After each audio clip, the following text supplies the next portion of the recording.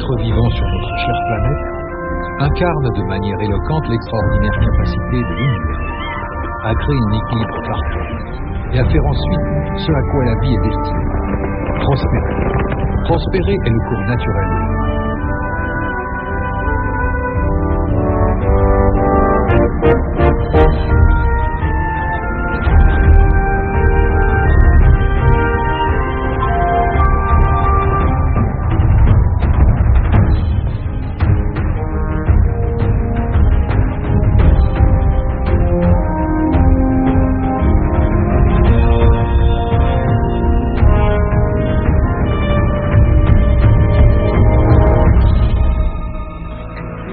Penchons-nous sur ce qui représente sûrement l'une des plus grandes merveilles de ce monde.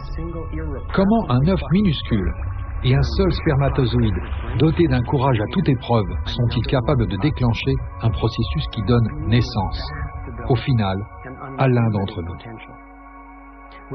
Un être aux capacités multiples et au potentiel illimité, pourvu d'un cerveau capable d'une réflexion autonome complexe et en constante progression, de jambes pour danser et courir, et de doigts assez habiles pour traiter un panier, jouer du violon ou caresser un visage. Si la nature nous enseigne une chose, c'est bien que la vie est censée fonctionner, et que, comme toute chose vivante, notre but est de prospérer.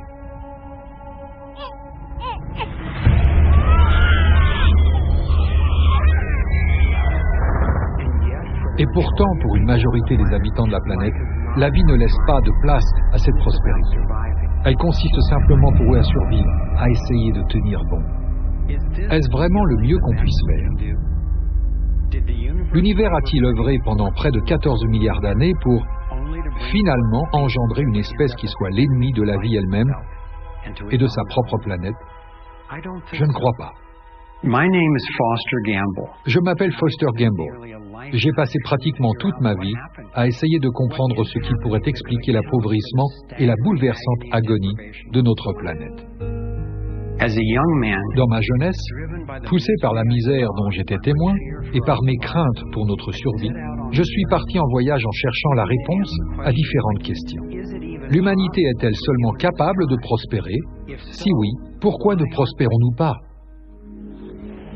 Mes recherches m'ont conduit en des lieux où jamais je n'aurais pensé me rendre, révélant de surprenantes découvertes, apparemment sans rapport entre elles, mais qui se sont finalement révélées, intimement liées.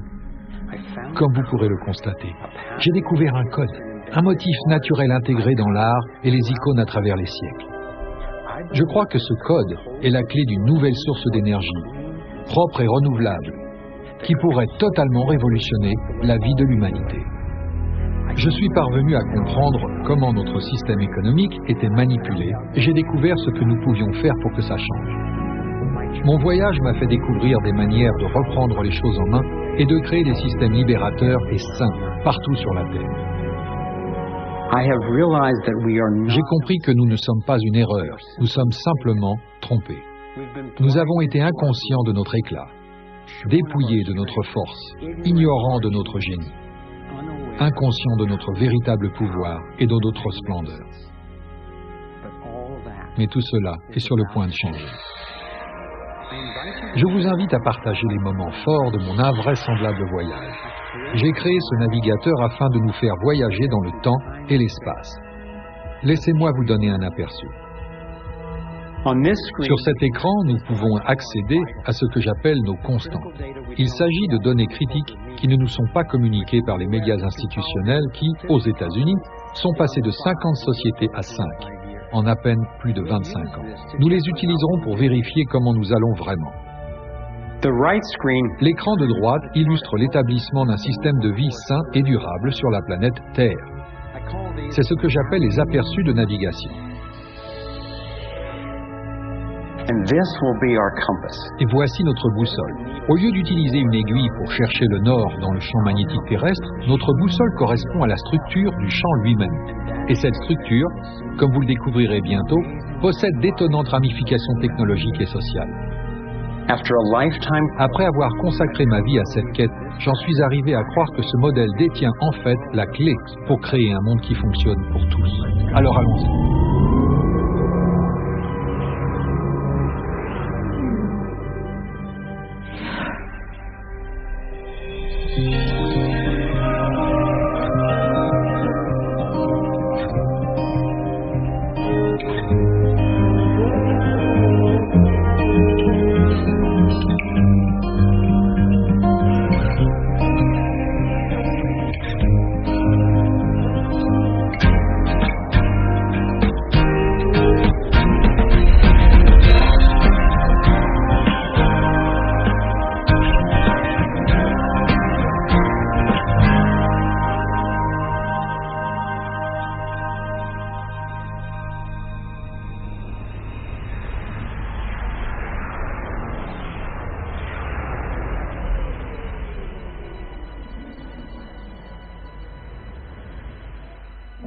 J'ai grandi dans un monde de privilèges et de pouvoir.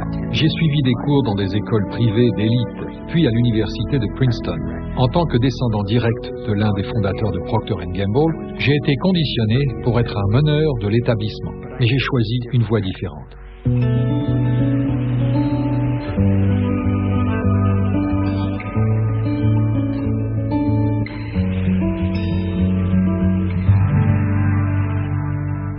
J'ai commencé à en prendre conscience quand j'étais à l'école primaire.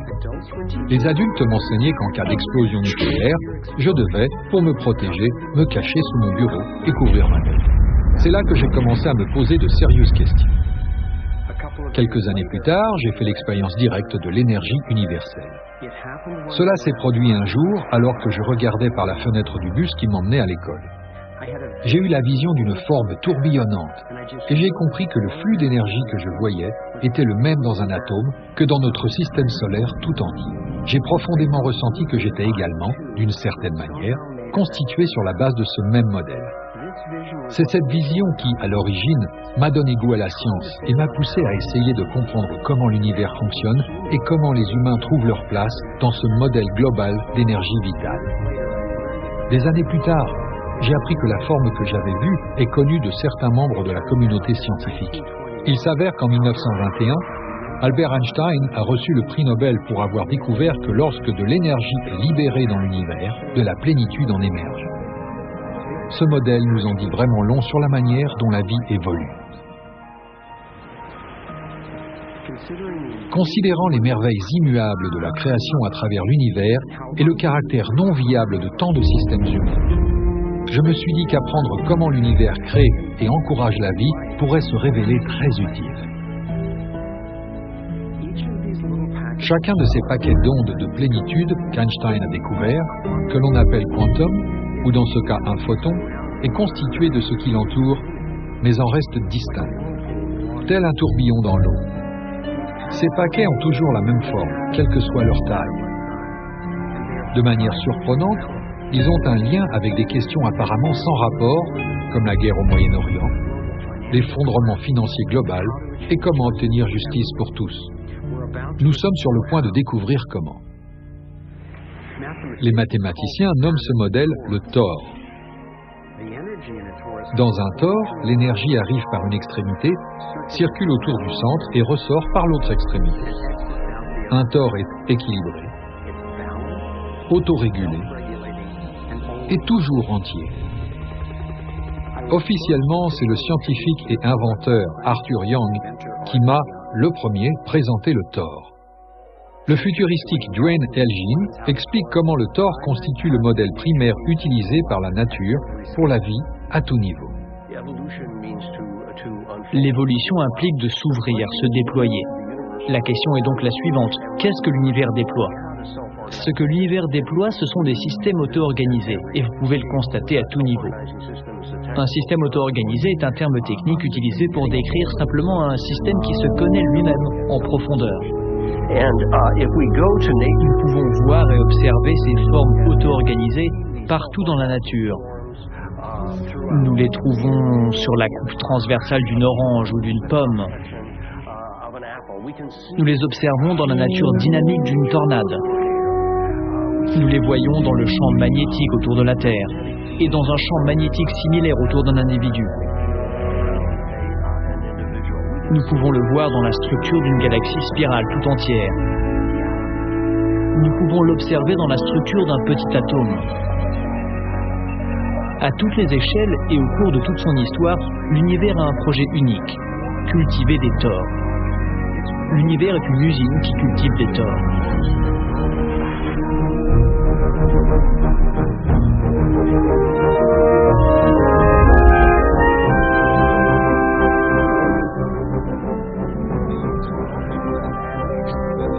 Ces dynamiques toroïdales sont visibles à différents niveaux. L'un d'entre eux est le niveau galactique. D'énormes structures tournoyantes composées de milliards d'étoiles. Généralement, cela ressemble à de grands bras de galaxies qui se retournent et qui se caractérisent par des tourbillons qui partent du centre et s'étendent jusqu'au bord du halo galactique qui les entoure.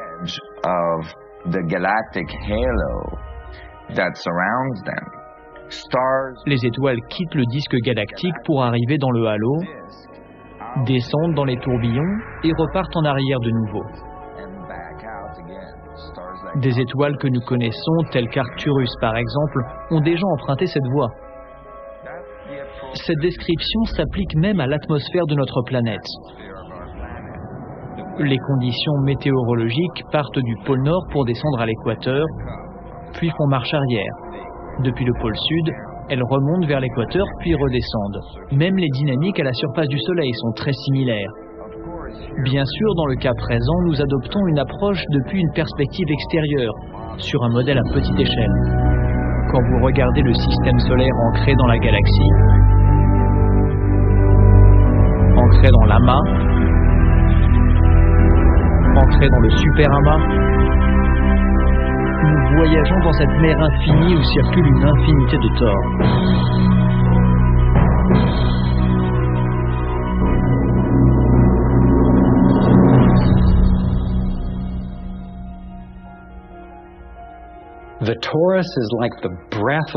Le tor est comparable à la respiration de l'univers.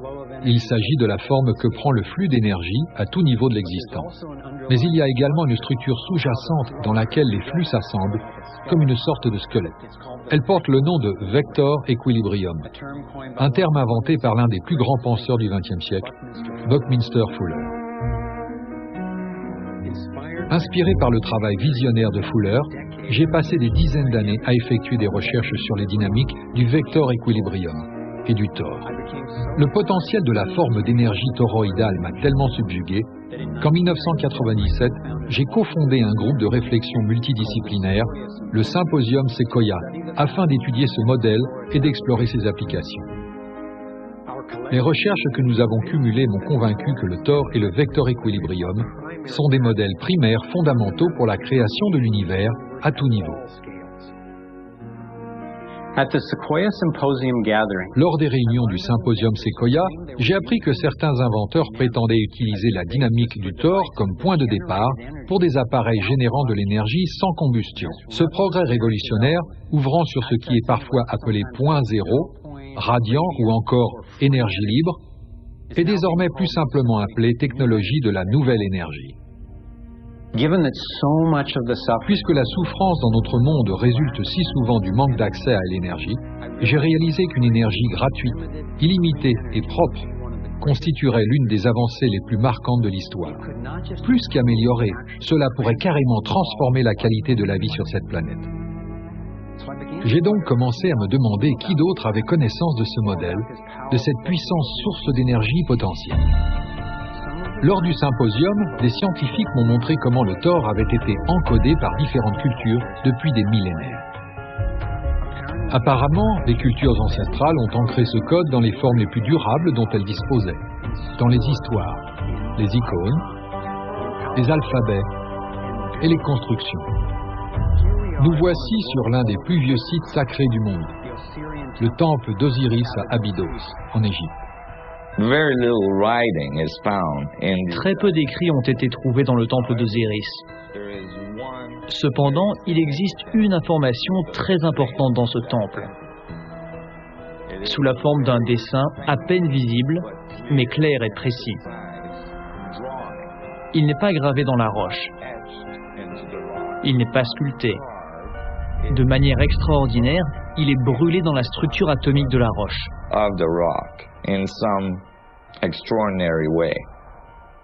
Nassim a décodé le symbole d'Osiris en 3 dimensions. Étant donné que notre monde n'est pas en 2 dimensions, il est logique que les codes donnant des informations à son sujet ne soient pas limités à des représentations plates. Sa version tridimensionnelle du symbole d'Osiris commence par le vector equilibrium, un champ de force parfaitement équilibré, avec 12 lignes d'énergie égales qui rayonnent. Elle stabilise son centre comme les 12 rayons d'une roue.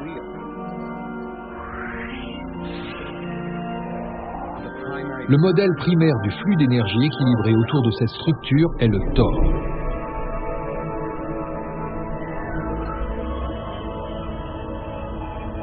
Nous passons maintenant au niveau suivant, plus vaste, avec un total de 64 pyramides appelées tétraèdres.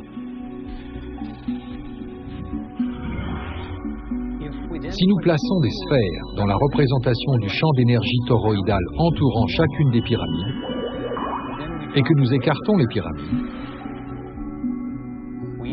nous nous retrouvons avec une matrice qui, étonnamment, se superpose exactement à l'icône d'Osiris.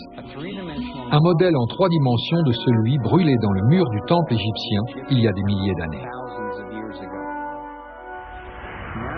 Maintenant, changeons de continent, passons de l'Égypte à la Chine, où la même géométrie apparaît sur un autre site sacré construit en 1400. Then you go to the Forbidden City. Rendons-nous à la cité interdite, où résident les dieux du soleil, et où l'on trouve à l'entrée les chiens fous, gardiens de la connaissance. Ils gardent la connaissance sous leurs pattes. La même géométrie de 64 unités d'énergie est de nouveau encodée. Je me suis alors demandé si le fait que le même dessin apparaisse dans des lieux importants sur 2 continents différents était une simple coïncidence. Mais ensuite, Nassim m'a montré que cette géométrie de 64 unités d'énergie est encodée dans différentes cultures tout au long des siècles, partout dans le monde. L'arbre de vie kabbalistique hébreu crée également une structure identique, le vector equilibrium, qui est de nouveau intégré à chaque niveau. L'antique sagesse chinoise intitulée Yi Jing est basée sur 64 hexagrammes, symboles composés d'une série de 6 lignes, certaines continues, d'autres cassées. Ceux-ci, une fois assemblés comme les 6 bords d'un tétraèdre, forment le cristal à 64 tétraèdres.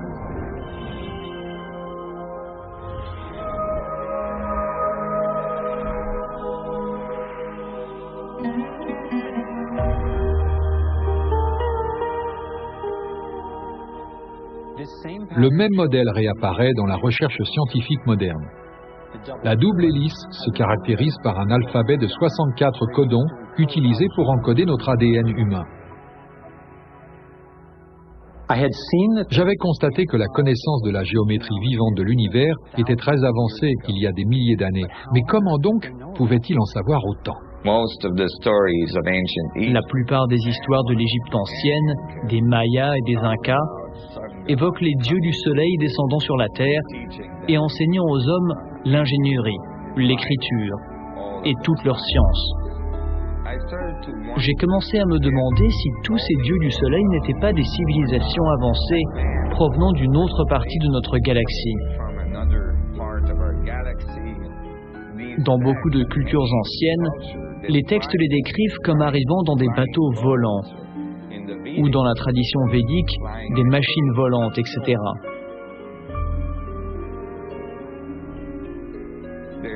La venue de ces dieux du soleil a été mentionnée à maintes reprises à travers l'histoire.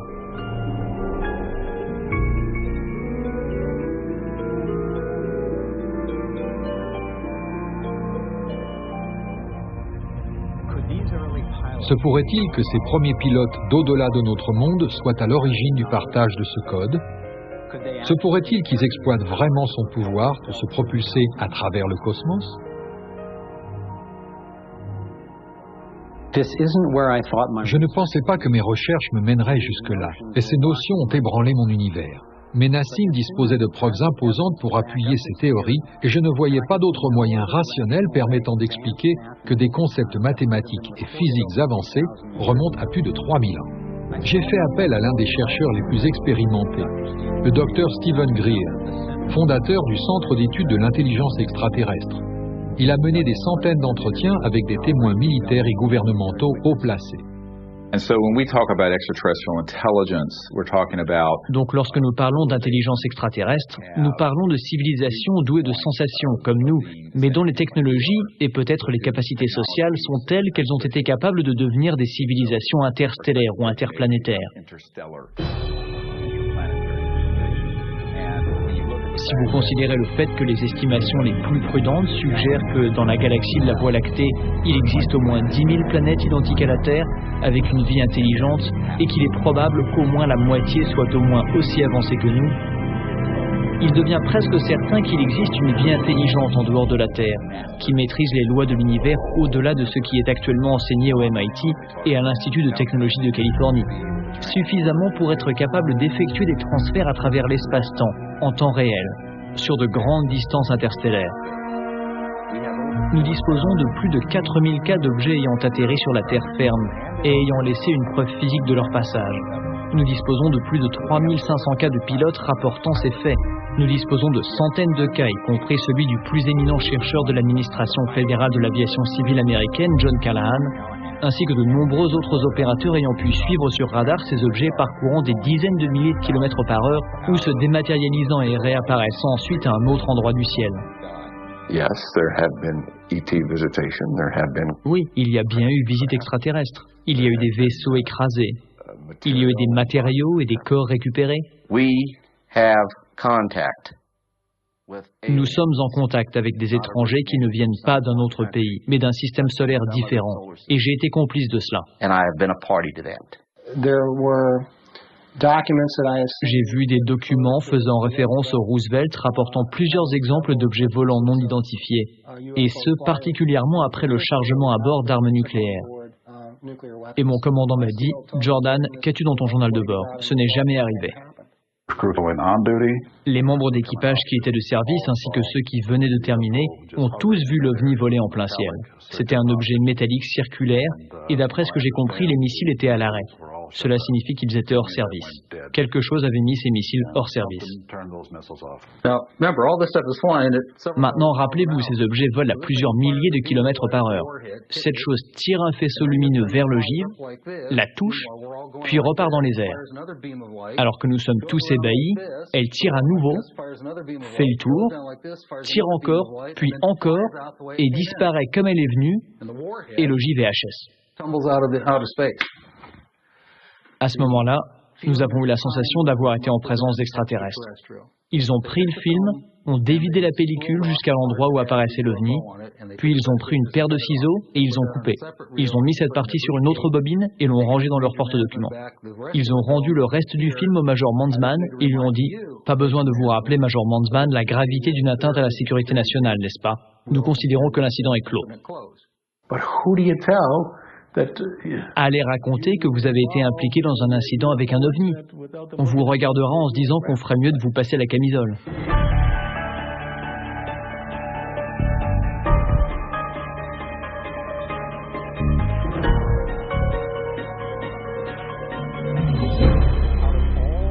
Parmi toutes les preuves attestant de l'existence des ovnis, un phénomène extraordinaire ne cesse de me surprendre et de m'inspirer. Il s'agit, un peu partout dans le monde, de l'apparition des crop circles, cercles dans les champs. Ces formes élaborées apparaissent mystérieusement dans les cultures de céréales, de telle manière que les tiges sont couchées, mais pas coupées. 5000 de ces formes sont apparues dans 30 pays, essentiellement en Angleterre. Les médias ont incité beaucoup de gens, moi y compris au début, à voir dans ces formes un canular, l'œuvre d'un petit réseau de blagueurs agissant la nuit. Bien sûr, il y a eu de fausses versions, mais celles réalisées par la main de l'homme sont grossières en comparaison avec la majorité de ces élégantes créations. Les blagueurs ont-ils pu créer l'ensemble des 5000 formes répertoriées? Un petit nombre de personnes équipées de cordes et de planches a-t-il pu créer quelque chose d'aussi complexe et beau, en plein milieu de la nuit, sous une pluie battante et sans laisser d'empreintes dans le sol? Le champ magnétique à l'endroit où les cultures ont été couchées pour créer l'image est souvent chargé en électricité statique. Certaines de ces surfaces sont jonchées d'étranges particules magnétiques. L'une des créations les plus étonnantes ne représente pas un cercle, mais un rectangle qui semble être une réponse directe à un message envoyé dans l'espace en 1974.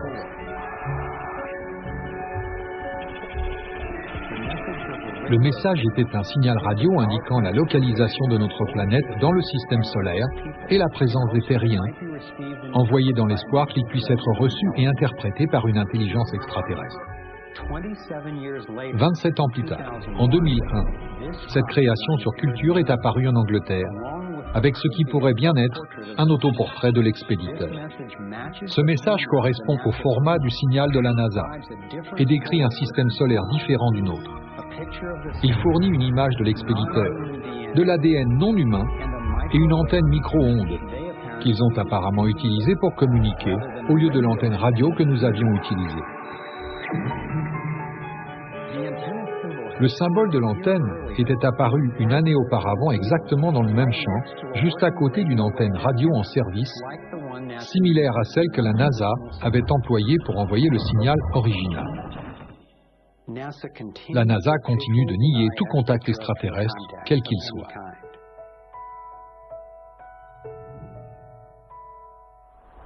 Et pourtant, année après année, ces créations spectaculaires apparaissent.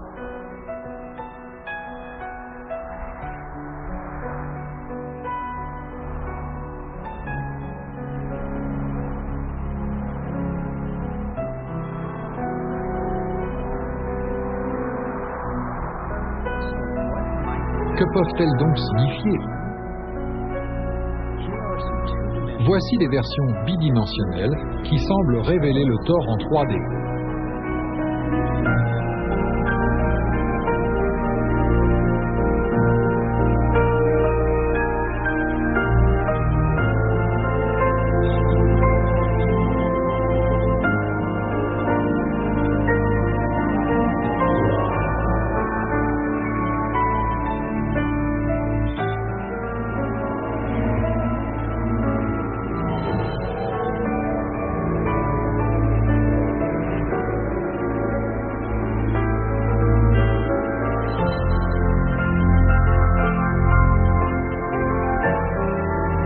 Et ici, nous avons le vecteur équilibré.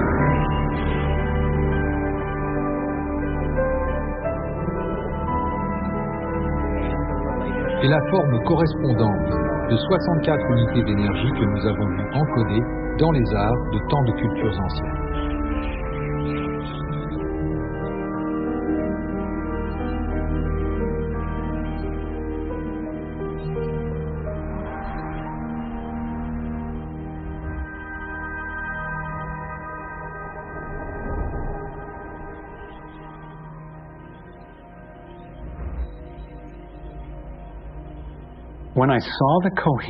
Lorsque j'ai constaté la cohérence entre les crop circles et les encodages antiques, j'ai pensé sans me préoccuper de qui les avait créés et de leur provenance, que ces dessins devaient avoir un rôle important.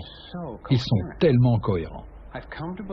J'en suis venu à croire que le modèle du Thor et le Vector Equilibrium, particulièrement sous la forme du cristal à 64 tétraèdres, nous montrent comment l'énergie fonctionne dans l'univers, afin que nous puissions apprendre à nous aligner sur elle. Je crois qu'ils nous fournissent un modèle pour accéder à l'énergie d'une manière propre, sûre et illimitée, ainsi qu'un nouveau moyen de propulsion. Quel message plus important pourrions-nous recevoir, surtout maintenant, de leur point de vue, étant donné que nous commençons à étendre notre emprise négligente au-delà de notre planète? J'ai eu confirmation de cette notion lorsque j'ai rencontré le docteur Jack Kasher, ancien professeur de sciences physiques à l'Université du Nebraska, qui a également mené des recherches sur les phénomènes liés aux ovnis. Lors de sa présentation au symposium Sequoia, le docteur Kasher a montré une remarquable série de dessins réalisés par une femme, Lane Andrews, qui prétendait avoir été invitée sur un vaisseau extraterrestre. J'ai été surpris de voir les croquis détaillés du champ d'énergie toroïdal dont elle expliquait qu'il propulsait l'engin et protégeait ses passagers. Par la suite, je me suis entretenu avec James Gilliland. James dispose de nombreuses heures de films portant sur les ovnis dans son ranch de Mount Adams, dans l'État de Washington. Il prétend également avoir été embarqué à bord d'un vaisseau extraterrestre. Ce qui m'a sidéré, c'est le fait qu'il n'avait jamais rencontré Len Andrews et qu'il n'avait pas connaissance de son expérience. Pourtant, il a décrit un phénomène étonnamment similaire. De nombreux vaisseaux pourvus d'anneaux de lumière tournoyants. Se pouvait-il que le fait que James et Lane décrivent la même dynamique du tort et que ces deux personnes aient été considérablement harcelées par le gouvernement et les militaires soit une coïncidence? Pour certains, l'idée de l'existence des ovnis peut paraître folle. Pourtant, d'un autre point de vue, cette idée est tout à fait plausible. La Terre est âgée de 4,5 milliards d'années, soit 4500 millions d'années. Pourquoi ne pourrait-il pas y avoir une autre planète presque comme la nôtre? Disons une planète âgée de 4501 millions d'années. Ses habitants ont 1 million d'années d'avance sur nous, et à l'échelle galactique, ils sont presque nos jumeaux.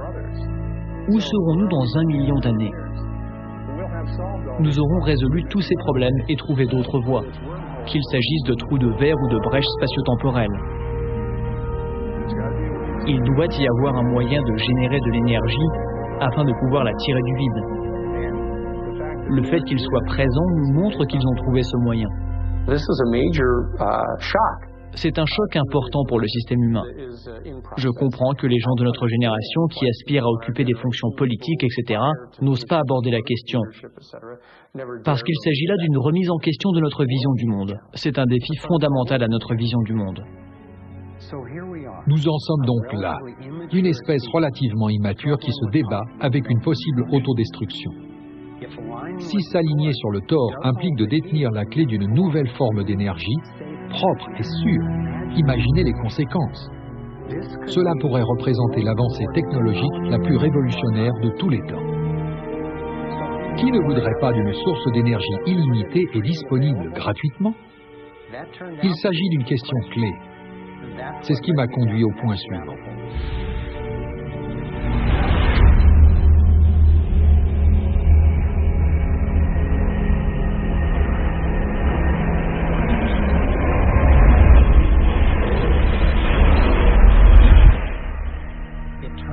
Il s'avère que les scientifiques, depuis le début des années 1900, ont mis au point des méthodes alternatives pour accéder à l'électricité sans combustion.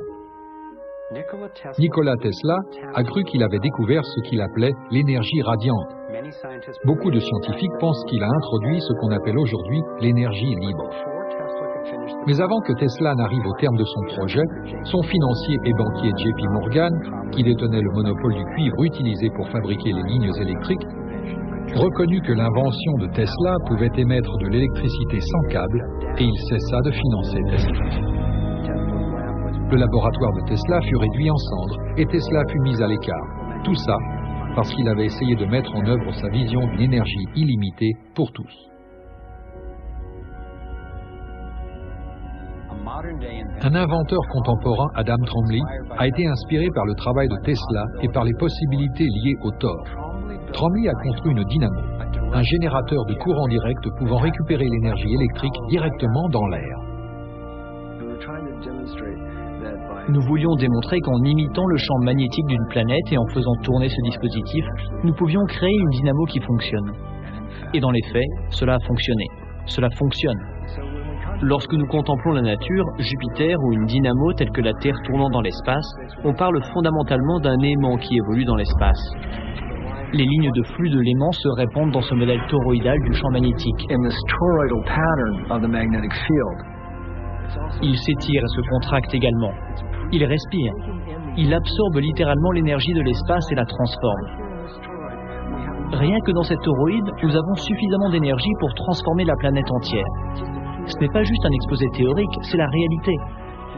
Réfléchissez un peu aux implications que cela induit. Cela signifie que n'importe quel endroit sur la Terre dispose soudainement d'énergie. Chaque personne sur Terre dispose soudainement d'énergie. C'est la profusion universelle. Trombley avait été invité à faire une démonstration de l'un de ses générateurs aux Nations Unies et au Sénat américain, mais la première administration Bush a torpillé ces événements. Ensuite, l'appareil lui-même a été saisi lors d'un raid gouvernemental. L'expérience de Tromley n'est pas un cas unique. À chaque fois, ou presque, que j'ai rencontré l'inventeur d'une technologie prometteuse dans le domaine de l'énergie libre, il m'a raconté une histoire similaire. L'inventeur John Bedini a commencé à travailler en se basant sur les théories de l'énergie radiante de Tesla il y a plusieurs dizaines d'années. Il a produit un éventail de chargeurs de batteries qui généraient plus d'énergie qu'il n'en fallait pour les faire fonctionner. Il a annoncé qu'il allait les commercialiser à bas prix. Peu de temps après, il a été agressé dans son laboratoire et prévenu qu'il ne devait pas fabriquer les machines. Pour sa propre sécurité, il a dû abandonner l'idée de commercialiser des appareils à énergie libre. Tous ces dispositifs proviennent de laboratoires que j'ai personnellement visités.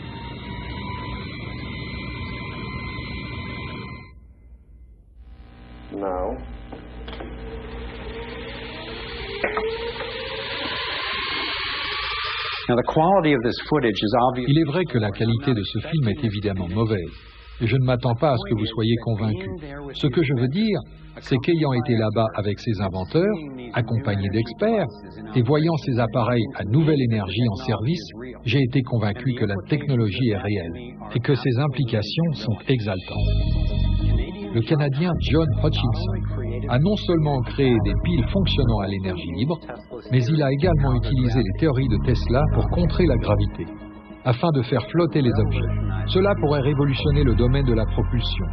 Son laboratoire a été cambriolé et son équipement saisi par la police et les autorités en 1978, 1989 et de nouveau en 2000.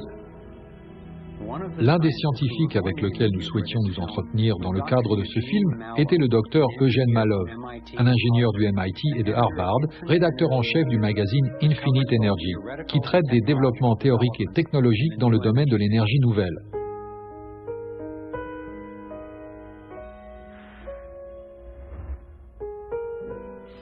Dr Malov a été mystérieusement battu à mort en 2004. Si ces inventeurs étaient tous des blagueurs et des charlatans, je me suis demandé pourquoi ils avaient été supprimés de manière si brutale et systématique. J'ai demandé à Adam Tromley, l'inventeur de l'énergie libre, pourquoi il pensait que cette technologie était en cours de suppression et si le phénomène des ovnis y était lié. Plusieurs militaires importants ont pris des risques majeurs en disant « oui, ces choses sont réelles ». Pourquoi pensez-vous que le complexe militaro-industriel ne veut pas entendre parler de ça? Parce que cela vous pousse à vous demander quel type de technologie se cache derrière. Tout tient à cela. La suppression du phénomène des ovnis va de pair avec celle de ce qu'on appelle l'énergie libre. L'énergie est extraite de la structure de l'espace qui nous entoure, ce qui signifie qu'elle ne peut être mesurée. Il s'agit là d'une menace directe à l'égard de l'industrie la plus importante au monde, celle de l'énergie. Adieu ExxonMobil, adieu pétrole, adieu charbon, adieu lignes électriques.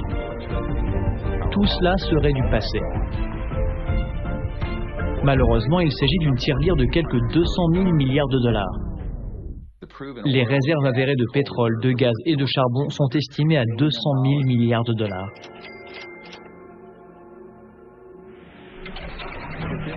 La révélation de cette information modifierait complètement le pouvoir géopolitique, plus que tout autre événement jamais enregistré dans l'histoire humaine.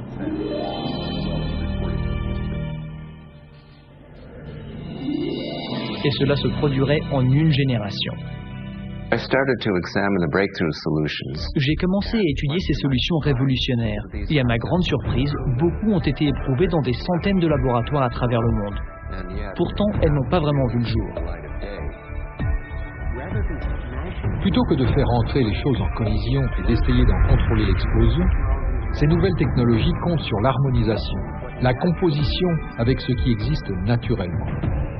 Le dénominateur commun de l'ensemble des dispositifs à énergie libre que j'ai vus est qu'ils imitent, d'une manière ou d'une autre, la forme d'énergie du Thor. Vous n'avez pas besoin de croire en la technologie de l'énergie libre pour vous inquiéter de la répression des idées et des inventions.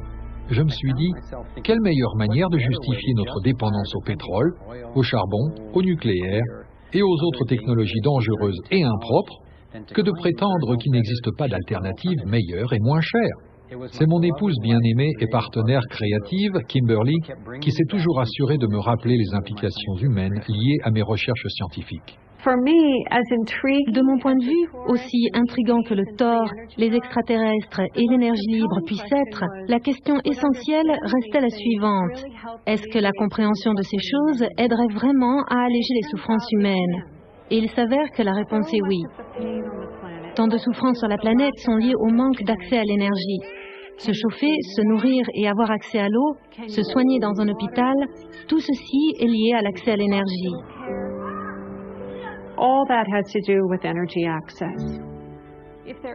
S'il existe un modèle fondamental dont je pense que l'évolution serait efficace et qui nous permettrait de créer de nouvelles technologies afin de résoudre ces problèmes, alors cela vaut la peine que j'ouvre mon esprit à ces sujets socialement tabous.